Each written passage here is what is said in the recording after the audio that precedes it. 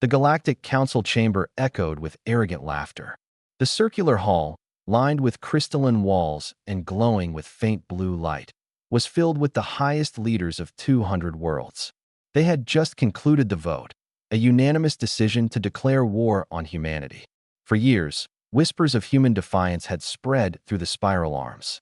Earth had refused Concord trade restrictions, refused to bend to their civilized laws, and now, in a show of reckless independence, had openly attacked a council blockade near the Sol system. To the council, it was outrageous insolence from a backwater world.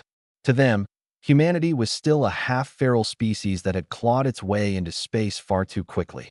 They thought humans were stubborn, resourceful, yes, but primitive. They could not have been more wrong. Admiral Corval, his scales shimmering with pride, slammed his taloned hand on the table. The humans have provoked the wrath of the galaxy. We will bring their cradle world to heel, burn their fleets, and scatter their colonies like dust. They are unprepared for true war. His declaration was met with cheers and thundering applause. They envisioned easy victories, swift domination, and the humiliation of yet another species folded into the Concord's empire. They had done it before, hundreds of times. Why should humanity be any different? Ambassador Killari of the Seraphim League was the only one not celebrating. Her translucent wings twitched uneasily as she spoke. We've underestimated them before. Their skirmish at Proxima claimed 6 of our cruisers in under 4 minutes. And the reports, unconfirmed though they may be, speak of weapons that do not match any known design in our archives. Corval dismissed her with a guttural laugh. Exaggerations. The humans cobble together ships out of scrap metal and ambition. They have no fleets worth mentioning. We command tens of thousands of warships, entire armadas at our disposal. If they had anything beyond their pitiful defense forces, we would know. But they didn't know that in the darkness beyond Sol's protective veil, humanity had been preparing. For decades, hidden in the Oort cloud and the deep black between stars, shipyards turned silently. The Terran Defense Union had listened to the Council's arrogance and planned for the inevitable. And when the vote came, humanity was ready. The first strike came swift and merciless. The Concord's 7th Fleet entered the Sol system under orders to blockade Earth, establish orbital dominance, and demand surrender. Their ships dwarfed Earth's orbital defense stations, gleaming with alien technology centuries ahead, at least on paper. The alien commanders expected a swift show of force. Instead, they found only silence. No human ships greeted them. No transmissions. Just the cold emptiness of space. Then, without warning, reality tore itself open. From the void, massive black hulls emerged. Ships unlike anything ever recorded. No bright lights. No gleaming metal. Just vast, angular silhouettes that seemed to drink in the starlight, their surfaces matte and predatory.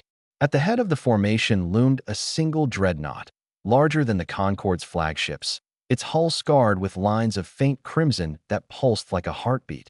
The aliens froze. Their scanners couldn't lock on. The human vessels didn't register on energy spectrums, nor did they emit normal gravitic signatures. To Concord's sensors, they weren't even there. A single transmission crackled across every channel, carried in perfect, emotionless clarity. You have declared war on the species humanity. You will find it was your final mistake.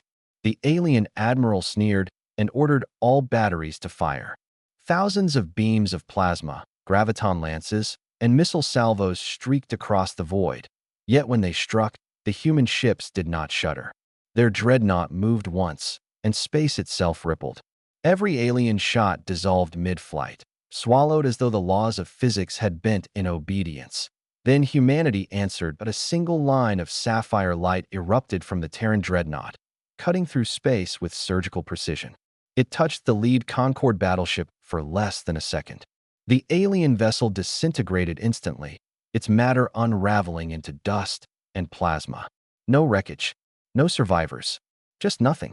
Panic tore through the fleet. Point one after another, the human ships advanced, unleashing weapons the galaxy had no name for. Alien cruisers vanished in spatial distortions, their hulls collapsing into black spheres before imploding. Carriers were torn apart by invisible waves that shredded their armor like paper. Ships tried to run, But no matter how far they warped, the human dreadnought appeared before them. Waiting, silent, unstoppable. In less than 20 minutes, the Seventh Fleet was gone. An entire Concord armada, erased. News spread like wildfire. At first, the Council denied it. They called it propaganda, a fabrication meant to intimidate them. But then the survivors began to whisper. Tiny escape pods, overlooked in the slaughter, carried traumatized officers back to Concord space. Their testimonies were chilling. They described a ship that did not fight like any known species. A ship that moved like a predator, hunting with precision. A ship that killed without effort or hesitation. A ship that was not supposed to exist. The humans called it Nemesis.